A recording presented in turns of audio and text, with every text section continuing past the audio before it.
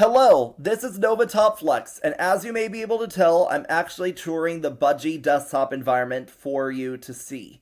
Here, I'm on Ubuntu 24.04.2 LTS. This is a standard desktop environment of the derivative known as Ubuntu Budgie. You'll see the time and date, the date and time really, what you're seeing. So this for me is Monday, July 20th at 10:52 a.m. EDT, Eastern Daylight Time. Time zone varies, obviously, depending on where you are, and date as well, also dependent on time zone and when specifically you're watching this also. Here you'll be able to see notifications. I think you might actually have a desktop and workspace switcher. So you can add and subtract the number of workspaces. Let's say that you have 2 workspaces instead of 1. How will you be able to switch between workspaces? Well, it's actually a pretty difficult idea to understand how.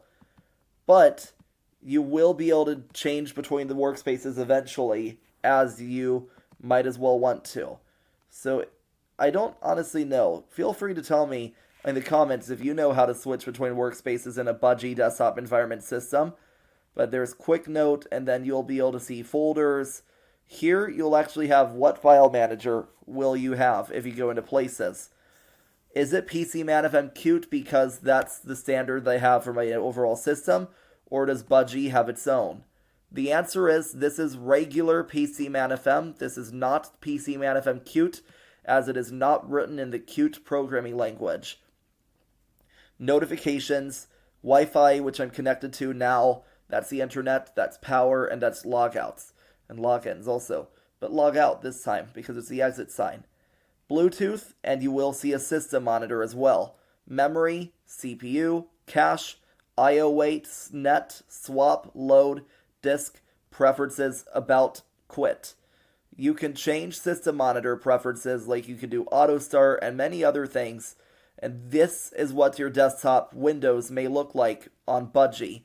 Can you also do Control-Alt-T to open a terminal?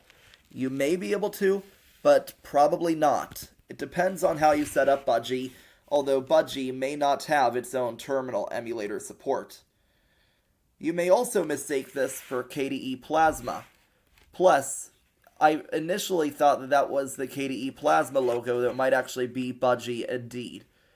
This desktop environment is known as Budgie. And I also think Budgie has its own Budgie terminal, though I usually prefer to use the Q terminal on most of my systems.